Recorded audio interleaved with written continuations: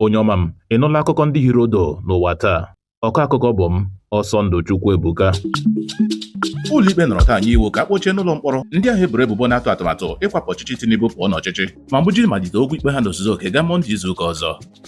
Ụlọikpe kpocha ọgwụ nọrọ taa kwuo na ha ga-achebe ikpe n'oge na-adịghị anya n'ọdịnihu n'okwu dọga ọkwa ọchịchị pati ADC n'etiti David Mark na Nafiu Bala akwa nke PDP n'etiti Toraki na Abdulrahman.